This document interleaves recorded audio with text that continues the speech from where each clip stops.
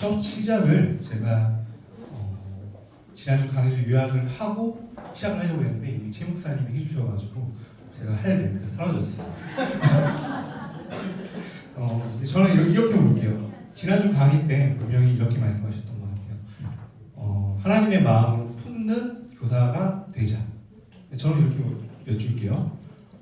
오늘 하루 아이들 만나면서 아이들을 얼마큼 품으시면서 아이들을 대하셨나요? 네, 이거는 스스로 답변해 주시면 될 것 같아요. 네, 오늘 저는 학생 이해에 기반한 부서별 교육의 방향에 대해서 이야기를 하려고 합니다. 근데 소 제목이 좀 이상해요. 머리, 마음, 일어남. 일어남은 뭘까요? 머리는 뭔지 알겠어요. 마음은 뭔지 알겠어요. 근데 일어남은 뭘까요? 오늘 같이 이 주제를 가지고 함께 나누도록 하겠습니다. 네, 지난주 신홍식 목사님이 부모의 마음을 하나님의 마음으로 우리 아이들을 품고 관계를 형성해야 된다. 그리고 그것을 기반으로 무언가를 해야 된다라고 저는 이해를 했어요. 근데 저는 이 강의를 듣고 의문이 하나 생겼습니다. 그러면 마음만으로 교육을 하면 정말 하나님을 만날 수 있는 걸까? 혹은 성경을 이해할 수 있는 걸까? 사랑만 가지고 한다면 우리 공부 안 해도 되지 않을까? 혹은 성경학교 때 성경 이야기만 듣고 놀면 되지 않을까라는 고민이 들었습니다. 근데 제 주제가 오늘 뭐냐면 마음의 교육이 아니라 누군가를 이해하는 교육이에요. 누군가를. 자, 제가 지난주에 뒤에서 선생님들 나누는 내용들을 들어보니까 아이들을 품어야 되는데 품지 못하는 그런 상황에 대해서 굉장히 안타까워하는 모습들, 내가 어떻게 하면 아이들을 더 품을 수 있을까? 혹은 너무 어렵다라는 고민을 털어놓으시는 그런 얘기들도 들었습니다. 어쨌든 우리는 하나님의 부르심이 있었고 하나님의 부르심 앞에 그분의 마음을 가지고 아이들을 품어야 돼요. 그런 교사로 부름받았는데, 자, 그렇다면 우리가 아버지의 마음으로 품고 아이들을 대할 때 저 좀 달리 하겠습니다.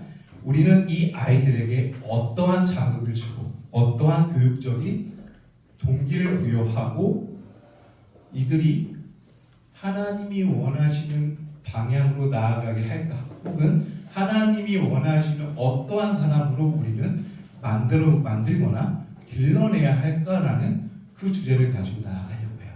어렵죠? 네, 다르게 얘기할게요. 우리는 아이들에게, 학생들에게 어떠한 성경의 내용을 가르쳐야 되고 전달해야 할 것이며 어떠한 신앙적인 성장, 성숙을 이루게 해야 할까? 다르게 얘기할게요. 어떻게 교육해야 할까 하는지에 대한 문제를 접근하려고 해요. 근데 우리가 생각해야 될 게 있어요. 교육은 누구를 위한 걸까요? 누구를 위한 걸까요? 교사들을 위한 걸까요? 교사들의 성장의 목표가 교육일 수도 있어요. 근데 그건 교사 교육이잖아요. 우리의 교육은 하나님을 위한 교육일 수도 있지만 그 이전에 학생을 만나고 학생을 이해하고 그들을 어떻게 성장시키고 어떻게 교육시킬 것인지에 대한 문제인 것 같습니다. 어떤 학습자를 만들 것인가 혹은 어떤 학생들을 길러낼 것인가에 대한 문제인데요. 교육에서 그냥 일반 교육학에서 이렇게 얘기해요. 학생을 이해하는 것으로부터 시작해서 교육의 목표와 방향과 내용과 방법이 결정된다고 이야기해요. 그럼 교육의 포인트, 교육의 목표는 학생으로부터 시작이 된다는 걸 우리가 알 수 있어요. 학생이 중요한 거예요. 학생으로부터 교육적인 목표, 방법, 어떤 내용을 가르칠 것인지 우리가 누굴 통해서 학생을 바라보고 이해하고 그들이 지금 어떤 상황에 처해 있는지에 따라서 이러한 것들이 결정이 된다는 거예요. 그래서 오늘은 저는 학생을 마음으로 품는 교육에서 그거에 기반해서 학생에 대한 이해를 기초로 한 교육에 대해서 한번 얘기해 보도록 하겠습니다. 편하게 얘기하면 학생을 이해하자는 거예요. 학생을 이해하는 방법에는 여러 가지가 있어요. 어려운 말 좀 쓰겠습니다. 어떻게 학생들이 발달되는지를 쭉 나열하는 발달 심리학 혹은 교육 심리학적인 접근이 있어요. 또 다른 접근이 하나 있어요. 어떤 접근이냐? 교육 심리, 발달 심리 기초에서 신앙적으로, 교육적으로 우리 아이들이 어떻게 성장하는지에 대해서 그걸 바라보는 종교 심리학 혹은 종교 사고 발달론 이런 부분들이 있어요. 또 아니다. 아이들은 이런 부분도 있지만 하나님이 뛰어넘는 하나님의 개입이 있다. 초월한 우리의 생각을 뛰어넘는 하나님의 어떠한 부분이 있다고 생각하는 영성적인 접근이 있어요. 근데 가장 기초적으로 우리는 제가 공부할 때는 발달론부터 시작해요. 교육, 발달론, 교육 심리학 거기서부터 시작해서 종교 심리학으로 넘어가는데 오늘은 저와 함께 이론적인 부분이 아니라 실질적으로 우리 아이들이 어떠한 성향을 갖고 있는지 일상적인 용어로 좀 이야기를 나누려고 합니다. 그래서 우리 아이들이 어떻게 성장하는지, 어떻게 발달하는지에 대해서 나눌 건데 그 전에 혹시 3H라고 들어보셨나요? 3H. 3H. 헤드, 하트, 핸드. 이거는 교육에 있어서 방법론을 읽어줘요. 머리로 이해하고 마음으로 받아들이고 손으로 행동한다.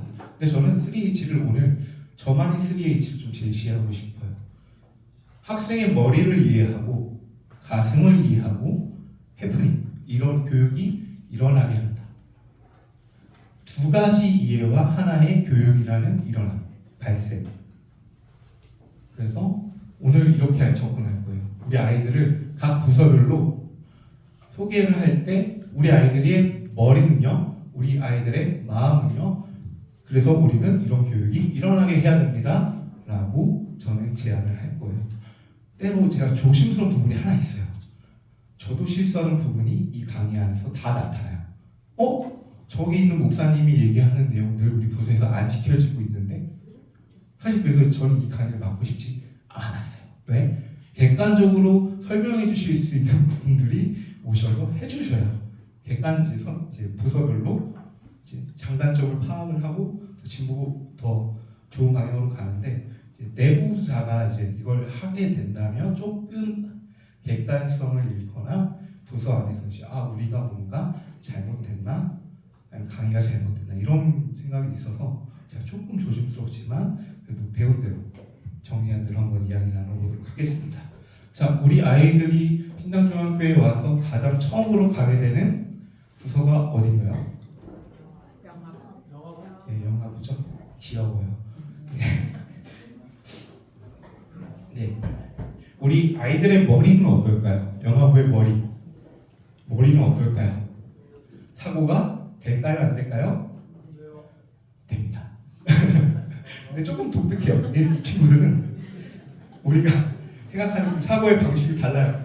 얘네들은요, 만지고요, 보고요, 듣고요, 냄새 맡고요, 맛보는 걸로 통해서 사고를 시작해요. 세계를 느끼기 시작해요. 만졌다고 해서 이게 책상이구나 이러지 않아요. 이게 뭔가 있네? 짜다는 느낌도 없어요. 그냥 죄송합니다. 혀만 내밀면 뭔가 있구나 느껴요. 그게 그 친구들의 사고 방식이에요. 이렇게 감각을 통해서 운동을 통해서 세계를 탐색하고 생각을 하기 시작합니다. 때로는 의도하지 않았어요. 개인의 어떤 행동을 통해서 무언가를 학습하기 시작해요. 갑자기 애가 이렇게 했는데 뭔가 만져지네? 근데 또 그런 행동을 했더니 또 그렇게 돼.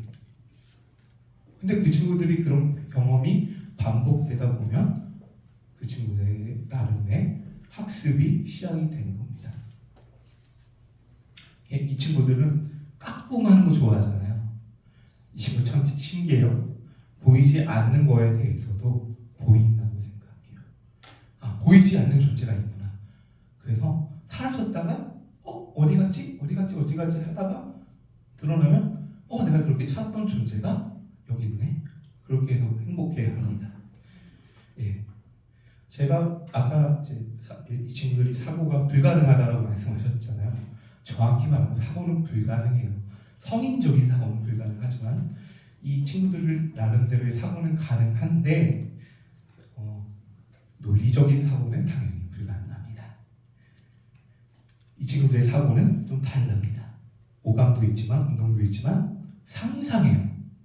우리가 알 수 없는 세계에 대해서 여기 보이시나요? 세 번째 그림 상상해요. 자기들만의 머릿속에 그림을 그리기 시작합니다. 점점점 이 상상이 어떻게 표현이 되느냐?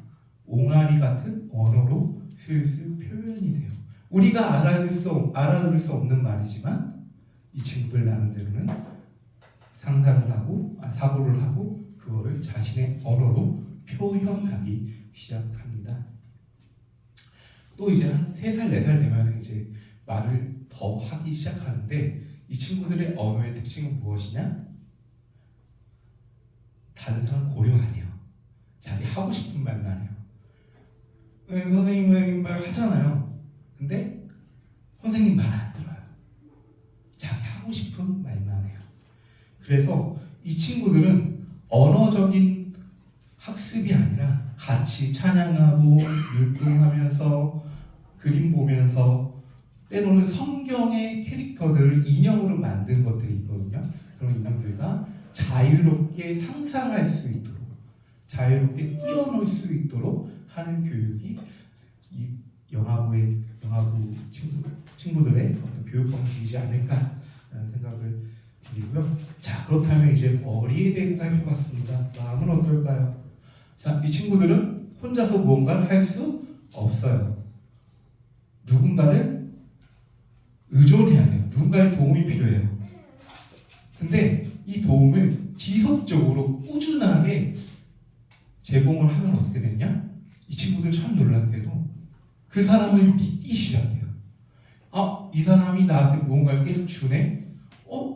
난 기대도 안 했는데 계속 일정적으로 주네?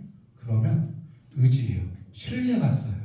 근데 이 신뢰가 거기서 끝나는 게 아니라 얘네들이 뭐 한다고 했어요? 상상하잖아요. 이 신뢰를 통해서 보이지 않는 존재에 대해서 상상합니다. 예를 들어서 부모가 지속적으로 어떤 한 아이에게 음식을 준다? 그러면은 부모뿐만이 아니라 내가 생각하지 못했던 존재에 대해서 생각하면서 뭐 말로 표현할 수 없겠지만 하나님이라고 한다면 하나님에 대한 신실하심 혹은 지속적으로 돌보시는 하나님에 대해서 생각하게 돼요. 하나님에 대한 이미지를 이 시기부터 영화 볼 때부터 하나씩 만들어가기 시작합니다. 그래서 이 시기 때 신앙이 발달하지는 않아요. 그렇지만 양육자, 부모, 교사와의 관계를 통해서 하나님에 대한 이미지, 하나님에 대한 어떤 밑 작업들, 기초가 세워져 나갈 수 있도록 도와줘야 합니다. 그리고 좀 커요. 이제 의존적인 나이가 아니에요. 어떻게 되냐? 혼자 스스로 걷기 시작해요. 만지기 시작해요. 뛰어다니기 시작해요. 뭘 하느냐? 이 친구들은 이제 스스로 세상을 탐구하기 시작합니다. 알아가기 시작해요. 그러면서 어떻게 하느냐? 이 친구들한테 중요한 게 뭐냐면 내가 하고 싶은 거 방해하면 안 돼요. 왜? 그 친구들은 스스로 결정하는 능력을 통해서 자율성이라는 정말로 중요한 하나의 개념을 만들어가기 시작하는 나이기 때문에 너 이거 하면 안 돼. 다치면 당연히 하면 안 되겠죠. 하지만 그냥 무조건 안 돼. 하지만 이것보다는 아이들이 스스로 결정하고 선택할 수 있도록 행동할 수 있도록 하는 게 이 시기의 포인트고요. 그 다음에 그래서 저는 제안을 하는 게 이 친구들 이 영화부의 어떤 마음을 위한 교육은요 딱 하나인 것 같아요.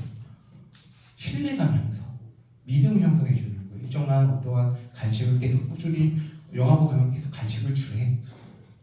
영화부 가면 맨날 찬양하네. 이런 뜻이 신뢰감을 형성해서 부모든 교사든 항상 같이 하고 여기 오면 누군가가 나랑 함께 해주는구나. 하는 그 어떤 감각적인 경험을 계속 주고, 또 한 가지 중요한 거는 부모가 중요해요. 사실은요. 제가 이제 부서이기 때문에 부모까지 접근하고 싶지는 않은데, 혹시 가능하다면 부모를 위한 교육, 부모를 위한 어떤 학습도 좀 필요하지 않을까? 왜 그러냐? 부모를 통해서 이 친구들이 하나님을 경험하기 시작하기 때문에 어떤 이제 부모 교육도 좀 필요하지 않을까 하는 생각이 듭니다. 네. 다음 영화부입니다. 유아부입니다. 자, 유아부 다른 부서로 하면 유치부라고 부르더라고요. 네. 이 유치부부터는 이제 경험과 감각으로 사고를 하는데, 이제 얘네들도 상상을 해요. 어떻게 상상하느냐? 그 전에는 보고, 만지고 보는 걸로만 상상을 했다면, 이제는 조금 다른 것도 상상을 하기 시작을 합니다. 십자가도 상상해요. 십자가도 봤으니까 이제 상상이 돼요. 아니면 책으로 봤던 이미지들로 가지고 상상하면서 놀기 시작합니다. 그런데 상상하며 생각을 하지만 반대로 내가 본 것 가지고 어떤 이론과 원리로 도달하기는 어려운 시기입니다. 또 한 가지 특징적인 거, 사고를 하지만 왜 그랬는지, 왜 이 원인과 결과에 대해서 정확하게 명확하게 이 친구들이 파악하지 못해요. 그냥 얘기 하나 할게요. 자, 모세가 하나님이 부르셔서 여기는 거룩한 땅이다, 들어와라 했을 때 유아부 친구들은 어떻게 대답을 할 것 같으세요? 같다고 생각하시나요? 우리는 보통 하나님이 부르셨으니까 여기 거룩한 땅이다, 그래서 신발을 벗고 들어갔어요 라고 얘기하지만, 유아부 친구들의 수준에서는 아마 안 들어가면 안 돼요. 솔직히 여기 왜 들어가요? 발 더러워져요 라고 얘기하는 수준이 유아부 친구들이에요. 무시하는 게 아니라 그 친구들은 앞뒤가 없어요. 그냥 자기가 상상하고 생각하는 대로 세상을 받아들이고 사고하는 존재들입니다. 그래서 조직적이고 체계적인 종교적인 사고가 불가능합니다. 성경적인 이야기를 어떤 것에 대해서 핵심을 모를 때 애들은 피해요.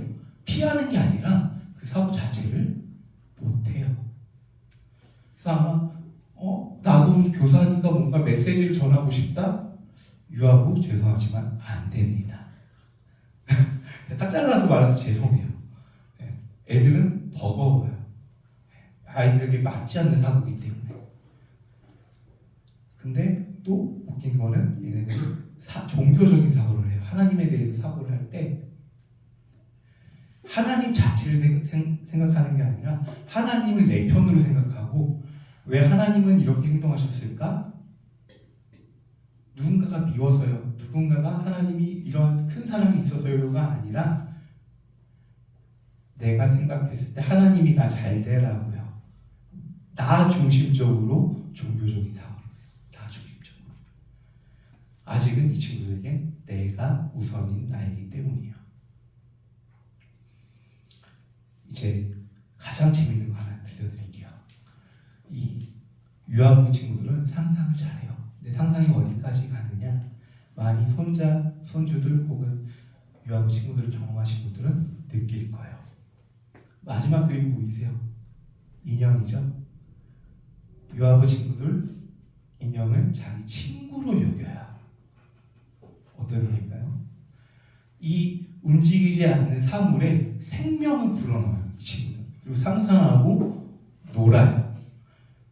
우리는 야, 인형 저기다 갖다 버리고 와, 놓고 와 이러는데, 아니야, 쟤 내 친구야, 나랑 같이 놀 친구야 하면서 우리는 별거 아닌 것처럼 보이는 이 인형에게 의미를 부여하고 대화를 걸고 같이 놀아요. 조심스럽게 저는 여기서 하나를 제시해 드릴게요. 아까도 말씀드린 것 중에 하나인데, 성경 이야기를 전할 때 혹은 성경 이야기로 같이 활동을 할 때 성경 캐릭터를 가지고 아이들이랑 인형놀이를 하거나, 인형놀이를 하면 아이들이 정말로 이 인형이 살아있지는 않지만 하나님의 이야기로 끝나는 게 아니라 나와 관련된 이야기로, 나의 친구의 이야기로 더욱더 쉽게 성경의 이야기를, 성경의 인물들을 조금씩 받아들이기 시작할 거예요. 그리고 여기서는 중요한 거는 긴 이야기 말고요, 짧은 성경의 이야기들이 있어요. 분명히 있을 겁니다. 그 성경 이야기를 한 번 들려주고 끝내는 게 아니라 반복적으로 여러 번 들려주면서 때로 질문을 할 때는 답을 먼저 우리가 알려주기보다는 다시 한번 고민해보게 하는 거예요. 정말 그랬을까? 다시 한번 생각해보면 안 돼? 하면서 그 질문이 정말 맞는지 다시 스스로 판단하고 스스로 답을 찾아 나갈 수 있도록 한번 제안을 해보는 것도 어떨까 싶습니다. 그리고 여기는 제가 말씀드리지 않았는데 이 시기부터 도덕적인 발달이 시작이 돼요. 그래서 가장 조심해야 될 부분 중에 하나가 죄나 하나님에 대한 왜곡된 이미지들이 있어요. 하나님이 심판하시는 분이야 라는 그 이미지가 생성되지 않게끔 어떤 죄나 심판에 대한 어떤 본문을 이야기할 때, 아이들과 함께 나눌 때 그 부분을 조금 조심을 해야. 왜 그러냐면 그 이야기를 통해서 하나님을 심판하시는 분이야, 하나님은 나를 혼내키시는 분이야 라는 그 잘못된 이미지가 거기서 끝나는 게 아니에요. 평생 갑니다. 그렇기 때문에 그런 주제는, 민감한 주제들, 우리는 편하게 얘기하지만 아이들에게는 굉장히 민감한 주제이기 때문에 그 부분들에 대해서는 조금은 조심스럽게 말씀해 주시면 어떨까 싶습니다. 이제 마음으로 가겠습니다. 얘는요, 뭔가 하려고 하는 스타일이에요. 목표가 있습니다. 경쟁심도 있어요. 그래서 이걸 어떻게 표현하느냐? 선생님, 저 좀 봐주세요. 부서에 오자마자 아이들이 선생님 저 좀 봐줘요. 저 좀 봐줘요. 저 예쁘죠? 왜 그럴까요? 관심받고 싶어서, 사랑받고 싶어서. 얘네들은요, 어떤 습관이 있냐면요, 어른들 앞에서 자기를 인정받고 싶어 합니다. 그래서 성인들을, 어른들을 모방하는 놀이를 통해서 자신을 인정받고 싶어 하고요, 때로는 얘네들이 어디까지 가냐면 어른이 된 기분을 느낄 수 있어요. 소꿉놀이 하면 어떻게 돼요? 엄마, 아빠가 돼서 그냥 노는 게 아니라 걔네들은 거기에 심취해 있는 친구들이에요. 그럼 어떻게 될까요?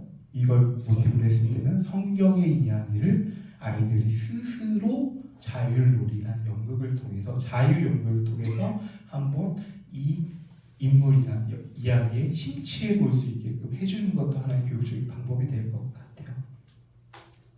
네, 그리고 또 한 가지, 이 친구들 제가 거울 해놨죠? 거울이 뭘까요? 따라합니다. 모방합니다. 그래서 이 친구들한테 중요한 거는 너 이거 해가 아니라 우리 같이 할까? 라고 제안하고 같이 행동해 주는 거예요. 혹은 선생님 보고 하는 거 따라해. 정말 좋은 교육적인 방법이에요. 왜? 이 친구들은 모방을 통해서 어른들의 행동을 따라하고 싶은 습관이 있거든요.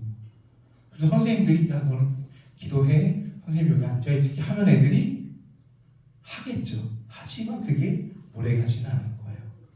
오히려 모방할 수 있도록, 아이들이 따라할 수 있도록 아이들에게 기회를 제공해주는 그런 교육이 필요하지 않을까 싶습니다. 예, 제가 조금 더 빨리 해야 될 것 같아요. 다음 유소년부입니다. 저희 부서라서 참 저는 이 친구들이 이랬구나 하는 생각이 있습니다. 이 친구들부터는 사고가 갑자기 확 커져요. 확 커집니다. 얘네들은요, 이제 드디어 사람다운 생각을 할 수 있어요. 인과관계, 어려운 말이죠. 원인과 결과를 생각해낼 수 있어요. 이런 결과가 나왔는데 이 이유가 뭘까? 생각할 수 있어요. 뭐 답이 틀렸든 맞든 간에 어떻게든 아이들은 질문을 했을 때 답을 찾아 나가고 시작하고요. 또 한 가지,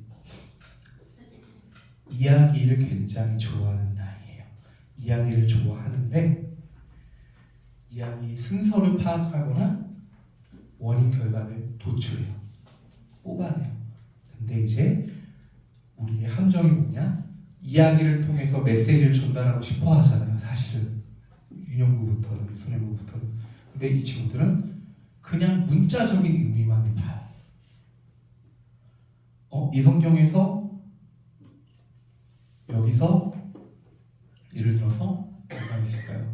문자적인 의미 그냥 여호와는 나의 목자시니 내게 부족함이 없으리로다 이 말씀 가지고 설교를 했을 때 하나님은 목자의 아이들 초점을 맞추는데 교육자들이나 선생님들 진짜 깊은 의미를 전해주고 싶어 하잖아요 사실은. 근데 아이들은 깊은 의미에 관심이 없습니다. 그냥 하나님은 나를 이끄시는 분 요 정도로만 아이들은 이해하길 원하고 이해해요. 그래서 조금 저도 이제 이번에 한 5년 전부터 계속 조심해야 되는 부분이라고 생각하고 했던 부분이 아이들한테 깊은 메시지를 전달하지 말자. 그런데도 불구하고 저는 하고 있어요. 네. 그래서 이야기를 통한 어떠한 전개들은 좋지만은 의미 전달이나 발견을 아주 어렵다는 거. 네, 이렇게 하고요. 그 다음에 이 친구들은 또 한 가지 이제 자기 중심성에서 벗어나요. 나만 생각했던 그런 사고 방식에서 벗어나서 조금 다른 사람의 입장도 슬슬 이해하기 시작해요. 저 사람은 저걸 어떻게 바라볼까? 저 사람은 나에 대해서 어떻게 생각하지? 라고 하면서 나 중심적인 생각에서 다른 사람의 의견도 다른 사람의 생각도 받아들이기 시작하는 나이가 바로 이 유소년 교육팀 나이대일 것 같아요. 네. 그리고 그렇다면 이 아이들은 머리가 이랬다면 마음은 어떨까요? 이 친구들은 이제 소근육이 발달하면서 뭐가 되느냐? 기술이 생겨요. 습득해요. 사회적인 기술을 습득해요. 1학년부터 뭘 해요? 써요. 열심히 쓰죠. 산수하죠. 수학하죠. 이렇게 스킬들, 기술들을 습득하게 되면서 뭘 하냐? 칭찬받잖아요. 너 잘했어. 잘 썼어. 표현 잘했어. 잘 그렸어.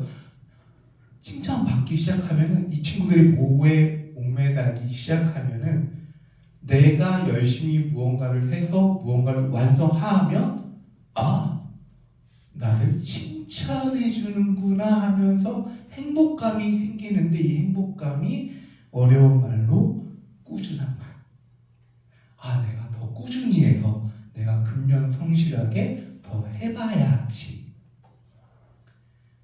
하면서 이전보다 더 열심히 해요.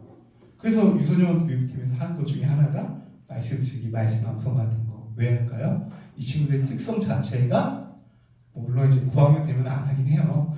1학년들 되면 1학년들 보면은 그 칭찬이 목말라 하는 친구들이거든요. 네. 내가 이렇게 해냈네. 선생님 칭찬도 있네. 행복하다. 내가 또 열심히 해야지. 이렇게 돼요. 그래서 지속적으로 성취 가능한 어떤 숙제들, 과제들을 제공하면서 이렇게 나아갈 때 어떤 신앙적인 것도 같이 함께 교육을 한다면, 과제들을 부여한다면 이 친구들의 수준에서 신앙은 조금씩 발달하지 않을까. 그리고 이 친구들은요, 또 한 가지 이제 지들끼리 놀기 시작해요. 끼리끼리 놀기 시작해요. 다른 어려운 말로 그룹을 형성합니다. 그 안에서 그냥 나 혼자 노는 게 아니라 티키타카가 돼요. 점점 고학년으로 갈수록 떠들고요, 상호작용하고요, 그 안에 있는 문화들을 받아들여요. 그 전에는 내 문화만 중요했다면 이전에는 나랑 같이 모이는 팀에는 이러한 문화가 중요하네.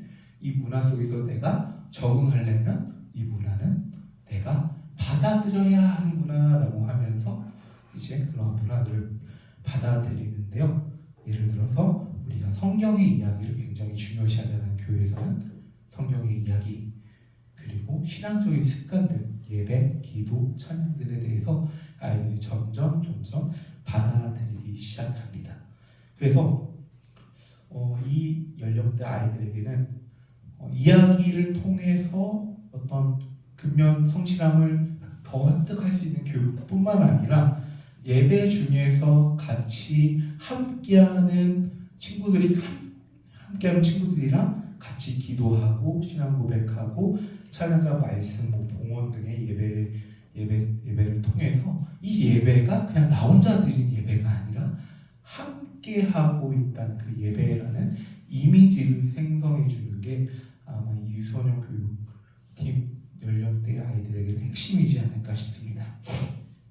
네, 거의 다 왔습니다. 네, 청소년부입니다. 개성 있게 생겼죠? 나는 한 10분 정도 고른 건데요. 아니신가 봐요. 실망이세요? 제가 다음에 꼭 하게 되면 예쁜 걸로 더 할게요. 네, 사실 저도 약간 좀 졸리긴 하네요. 빨리 할게요. 네, 이 친구들은 정말로 이제 사고의 끝판왕을 보여주기 시작해요. 지금 우리 교육위원회의 마지막 끝판왕입니다. 청소년, 중고등부. 예. 이제 얘네들은요, 하나의 문제에 대해서 여러 가지 방법을 가지고 논리적으로 사고하기 시작합니다. 얘네들은요, 한 사실을 보고요, 원리를 도출해요. 논리적으로 사고하는데, 한 가지 사실을 보고, 여기에는 이런 원리도 있고, 저런 원리도 있고, 또 다른 원리들이 발견되네? 근데 거기서 끝나는 게 아니라, 그거를 합치기 시작해요. 점점 나이가 들수록. 그리고 얘네들은 이제 모호한 개념에 대해서 자기만의 생각을 하기도 시작합니다. 그 전에는 사랑이 뭐야? 라고 물어보면 안아주는 거예요. 유아부, 유소년부라면 사랑이 뭐야? 나를 희생하는 거예요. 라고 하는 그 추상적인 사고가, 모호한 사고가 시작되는 나이가 바로 이 시기 때부터입니다. 그래서 많은 저희 교수님들도 그렇고 제가 이제 지도받는 교수님이 절대로 아동부까지는 교리 건들지 마라. 메시지 던지지 마라. 신학적인 내용 건들지 마. 라고 했던 부분이 그 전까지의 어떤 교리적인 특성과 신학적인 사고는 유소년 교육팀 밑에 있는 친구들의 사고 구조와는 맞지 않기 때문이에요. 달리 말하면 청소년 시기부터는 어떻게 해야 될까요?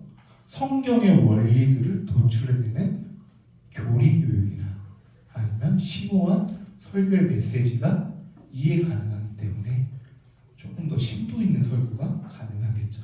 아마 백두산 전사님 들으셔야 될 텐데 아셨네요. 네. 그래서 이제 청소년부에서 중요한 거는 성경을 통해서 일반적인 원리를 도출하고 원리만 도출하면 끝날까요? 삶으로 살아낼 수 있도록 지도하는 그런 교육이 아마 중요할 거예요. 그래서 아마 지금 백수현 전사님이 저거 하실 거예요. 아마 제자학교 하는 걸로 알고 있어요. 그래서 아마 그것도 하나의 일종의 교육적으로 좋은 방법이지 않을까, 방향이지 않을까 싶습니다. 예, 이제 청소년 교육팀의 마지막 마음입니다. 저는 이 시기 잘 지냈습니다.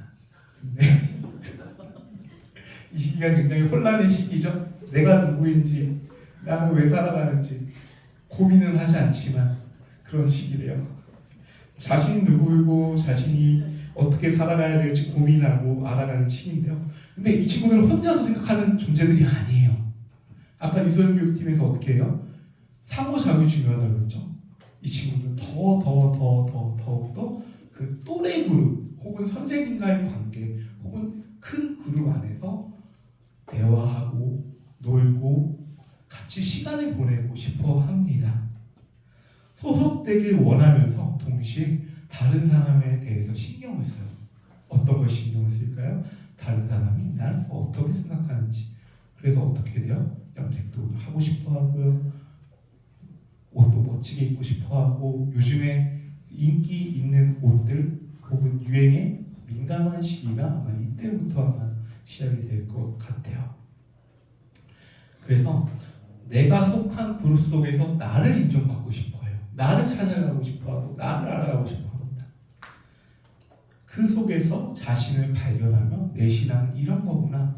하나님은 이런 분이시구나를 알아가요. 그래서 제가 여기서 제안하고 싶은 거는 신앙 공동체 안에서 자연스럽게 복음을 받아들이고 말씀 안에서 같이 뛰어놀면서 그 뛰어놀기 저희 유아부, 영아부 이때의 뛰어놀이 아니라 그냥 자연스럽게 나누면서 삶을 나누면서 이제 감동, 신앙적인 성숙이나 감동이 일어나서 하나님을 만나게 하는 그런 교육으로 가야 되지 않을까 생각이 듭니다.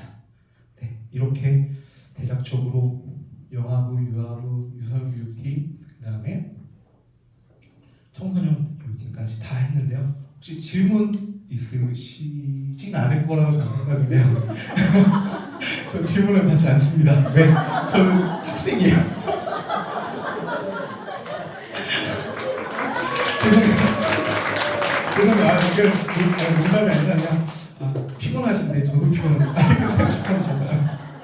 근데 이제 나눴잖아요. 사실 저도 이제 준비하면서 좀 더 설명해드리고 싶은데 사실은 제가 나눠드린 이 내용 자체가 저희 학교 제가 수업하는 기준 수업의 기준으로 3, 4주짜리를 압축한 거예요. 그렇기 때문에 당연히 질문이 나올 수밖에 없고 설명이 생략이 많이 되어 있어요. 핵심만을 뽑아서 알려드리다 보니까 그래서 혹시라도 궁금하신 부분들 있으면 제가 자료는 알아요. 자료 보면서 설명을 조금 해드릴 수 있으면 좋을 것 같고요. 근데 이제 가장 중요한 건 나머지 30분은 어떻게 채워가냐예요. 제가 강의는 대충 있어도 실습을 좀 해보고 싶어요. 근데 어떻게 실습하느냐? 제가 알려드린 건 사실 그렇게 어려운 내용은 아니라고 좀 생각해요. 네, 마음이 어떻고 생각이 어떻고 나눴는데 대략 감은 오실 겁니다. 이미 아이들을 만나시면서 아신 내용을 한번 정리했을 거고요. 우리 아이들 중에 저 내용은 아닌데 앞전에 단계에 있는 친구들도 아직도 있네라고 생각하실 수도 있어요. 어찌됐든 간에 저는 오늘 그래도 이 내용들을 내 것으로 좀 만들면 어떨까 싶어서 부서별로 무언가를 짰으면 하는 바람이 있어요. 그래서 이제 5월 24일 성령 강림 주일이 다가옵니다. 다음 주는 뭘까요? 부활 주일이에요. 근데 교육자분들한테 허락은 받지 않았지만 한번 일해보면 어떨까 싶어요. 오늘 같이 짠 내용으로 예배든 설교든 활동이든 하나를 잘 짜가지고 오늘 여기서 짠 걸 가지고 실제로 우리 아이들이랑 5월 24일 성령 강림 주일에 예배나 설교나 활동으로 연계해서 하면 어떨까 싶습니다. 그래서 제가 포인트들을 좀 드릴게요. 성령 강림에 대한 본문은 사도행전 2장이고요. 성령 강림에 대한 의미는 대략적으로 이렇대요. 교회의 시작, 복음 전파의 시작, 절망에서 열정적인 삶의 시작, 마음의 뜨거움, 성령의 감동, 이렇게 네 가지 의미로 봤을 때 이 중에서 하나를 선택해서 이렇게 예배는 어떠한 예배로, 설교는 이러한 설교로, 활동은 이러한 활동으로. 제가 짠 내용이긴 한데 제가 간단하게 소개를 해드리자면 제가 다음 주에 있을 예배입니다. 기쁨과 소망이 담겨 있는 부활에 대해서 함께 나누는 예배를 드리고 싶어요. 그래서 이제 고백을 나눌 시간을 고민했습니다. 예배 중에. 그래서 이거의 목표고, 그래서 오늘 미리 생각해보고 표현하는 활동을 했어요. 자, 그러면 이렇게 성령 부활주의뿐만이 아니라 사순절도 이렇게 기획을 해보실 수 있지 않을까요? 우리 선생님들이 아이들에 대해서 안다면. 설교 같은 경우는 저는 우리 아이들이 이미 그 이야기에 집중하고 있으니까 우리 죄 때문에 예수님이 십자가에 달리셨고 사람들이 절망했고 예수님이 죽었지만 나중에 부활을 해서 새 생명을 얻었고 우리 하나님의 자녀가 됐다. 이걸 가지고 설교할 거예요. 이야기 중심으로. 중간에 의미도 있긴 하지만 그리고 보이는 거에 대해서 대비를 통해서 구원 얻는 삶에 대해서 함께 나누고 싶어요. 이렇게 짜면 얘기가 아니라 그냥 모티브만 가지고 가시라는 거예요. 활동은 아까 말씀드렸듯이 고백하는 활동이다. 그리고 고백함으로써 우리가 한 공동체에 고백하는 그 시간을 좀 나아가는 활동을 좀 짰습니다. 이건 예시예요. 예. 꼭 이렇게 짜라는 얘기가 아니라 우리 예배가 어떻게 해야 될지, 설교가 어떻게 해야 될지, 활동이 어떻게 해야 될지 짜는데 가장 중요한 건 뭘까요? 내 마음대로, 선생님들 마음대로 짜는 게 아니라 오늘 함께 나눴잖아요. 학생을 이해하는 우리 아이들이 머리의 발달, 머리의 상태는 이 정도고 마음의 상태는 이 정도구나 하는 걸 기초로 해서 우리 아이들에게 어떠한 예배와 어떠한 활동과 어떠한 설교를 성령 강림 주일 때 줘야 할지 한번 고민해 보시고 짜셨으면 좋겠습니다. 제가 소리가 너무 길었네요. 자, 지금부터 저희가 4시까지인가요? 3시 50분까지인가요? 하고 싶은 대로 하래요? 3시 50분까지 하시고, 저는 제일 좋아하는 게 뭐냐면요, 나눔에서 끝 안 합니다. 모실게요. 마이크도 드릴게요. 짜셔서 이 3가지 중에 한 개라도 발표하셔도 돼요. 혹은 2개도 괜찮습니다. 3개면 더 좋고요. 한번 실질적으로 우리 아이들과 예배 설교 활동을 어떻게 진행할 것인지 학생 이해 기초로 한번 이야기 나눠보시면 좋을 것 같아요. 지금부터 대략 한 15분 동안 진행을 할 거고요. 6분 이상이신 조, 혹은 8분 이상이신 조는 넷넷 혹은 5566 이런 식으로 그룹을 나누셔서 모임을 진행해 주시면 좋을 것 같습니다. 지금부터 모임을 진행하도록 하겠습니다.